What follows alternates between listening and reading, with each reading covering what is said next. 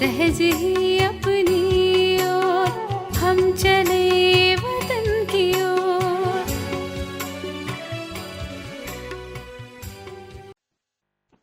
ஓம் சாந்தி 8/2/1976 அவ்யக்த பாப்தாதா மதுபன்.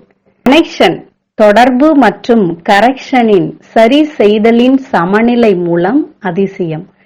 டீச்சர்களுடன் சந்திப்பு. டீச்சர்களுக்கு விசேஷமாக 2 விஷயங்களின் கவனம் வைக்க வேண்டும். 2 விஷயங்கள் எவை?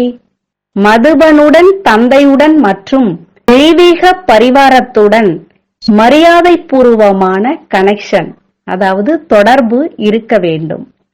மரியாதை பூர்வமான கனெக்ஷன் என்றால் என்னென்ன? எண்ணங்கள் மற்றும் காரியங்கள் செய்கிறீர்களோ அதை ஒவ்வொரு நேரமும் கரெக்ஷன், அதாவது சரி செய்தல் செய்வதன் பயிற்சி உடையவராக இருக்க வேண்டும். 2 விஷயங்கள், ஒன்று சரியான கனெக்ஷன் மற்றும் இன்னொன்று ஒவ்வொரு நேரமும் தன்னுடைய ஒவ்வொரு கரெக்ஷன் செய்வதிலும் கவனம். ஒருவேளை 2 விஷயங்களிலும் ஏதாவது ஒரு விஷயத்தின் குறை இருந்தாலும் வெற்றி அடைபவராக ஆக முடியாது. கரெக்ஷன் செய்வதற்காக எப்பொழுதும் சாட்சியாக இருக்கும் நிலை தேவையாக இருக்கிறது. ஒருவேளை சாட்சியாக இருந்து கரெக்ஷன் செய்யவில்லை என்றால் யதார்த்த கனெக்ஷன் வைக்க முடியாது. எனவே ஒவ்வொரு விஷயத்தில் ஒவ்வொரு நேரமும் கரெக்ஷன் செய்கிறேனா என்று சோதனை செய்யுங்கள். ஒன்று புத்தியின் கரெக்ஷன், அதைத்தான் நினைவின் யாத்திரை என்று கூறுகிறீர்கள். இரண்டாவது ஸ்தூல காரியத்தில் வந்து கொண்டும் சாகார பரிவார மற்றும் சாகார சம்பந்தத்தின் கனெக்ஷனில் வருவது. 2 கனெக்ஷனும் சரியாக இருக்க வேண்டும். சாகாரத்தில் கனெக்ஷனில் வருவதில் மரியாதை பூர்வமாக இருக்க வேண்டும். ஒருவேளை ஆன்மீக பரிவாரத்தின் கனெக்ஷன் ஆன்மீகத்திற்கு பதிலாக ஒருவேளை தேக அபிமானத்தின் கனெக்ஷன் இருக்கிறது என்றால் அதுவும் யதார்த்த கனெக்ஷனாக ஆகவில்லை. யார் கரெக்ஷன் மற்றும் கனெக்ஷன் செய்ய தெரிந்திருக்கிறாரோ அவர் எப்பொழுதும் ஆன்மீக போதையில் இருப்பார். அவருக்கு விலகியிருக்கும் நிலை மற்றும் அன்பாக இருக்கும் நிலை சமநிலை இருக்கும். பாருங்கள், எப்படி சமநிலையின் விளையாட்டை காண்பிப்பதற்காக சம்பாதிப்பதற்கான சாதனம் எவ்வளவு உருவாகி இருக்கிறார்கள். அதுதான் சர்க்கஸ்.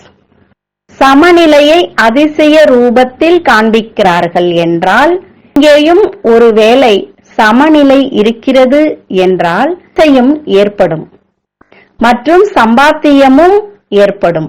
ஒருவேளை கொஞ்சமாவது குறைவாக அல்லது அதிகமாக ஆகிவிட்டது என்றால் அதிசயமும் ஏற்படுவதில்லை, வருமானமும் ஏற்படுவதில்லை. எப்படி ஏதாவது உணவு பலகாரம் செய்கிறார்கள், ஒருவேளை அதில் அனைத்து பொருட்களின் சமநிலை இல்லை என்றால் எவ்வளவுதான் நல்ல பொருளாக இருந்தும் அதில் சுவை இருக்காது. அப்படி தன்னுடைய வாழ்க்கையையும் உயர்ந்ததாக மற்றும் வெற்றிகரமாக ஆக்குவதற்காக சமநிலை வையுங்கள். இன்னொரு விஷயம், எப்படி பிரச்சனையோ எப்படி நேரமோ அப்படி தன்னுடைய சக்திசாலியான நிலையை உருவாக்க முடிய வேண்டியிருக்கும். ஒருவேளை சூழலை எதிர்க்கக்கூடியதாக இருக்கிறது என்றால் எதிர்கொள்ளும் சக்தியின் சொரூபமாக ஆகிவிடுங்கள். ஒருவேளை சூழ்நிலை சகித்துக் கொள்வதற்கானதாக இருக்கிறது என்றால் சகித்துக் கொள்ளும் சக்தியின் சொரூபமாக ஆகிவிடுங்கள். அந்த மாதிரியான பயிற்சி இருக்க வேண்டும். டீச்சர்கள் என்றாலே சமநிலை. எப்படி நேரமோ அப்படி சொரூபத்தை தாரணை செய்வதற்கான சக்தி இருக்கட்டும். அன்பிற்கு பதிலாக ஒருவேளை சக்தியை தாரணை செய்கிறீர்கள் மற்றும் சக்திக்கு பதிலாக ஒருவேளை அன்பை தாரணை செய்கிறீர்கள் என்றால் இதை என்னவென்று கூறுவது? அதாவது எப்படி நேரமோ அப்படி சொரூபத்தை தாரணை செய்யும் சக்தி இல்லை. எனவே சேவையின் ரிசல்ட்டும் வருவதில்லை, மேலும் வெற்றியும் அடைவதில்லை.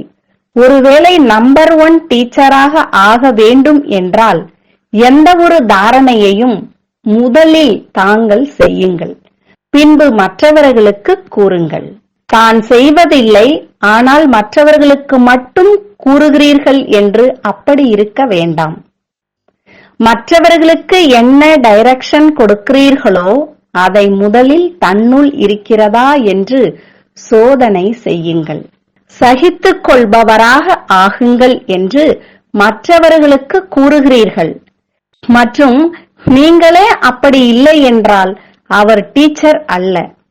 டீச்சர் என்றாலே ஆசிரியர், அதாவது படிப்பை கொடுப்பவர்.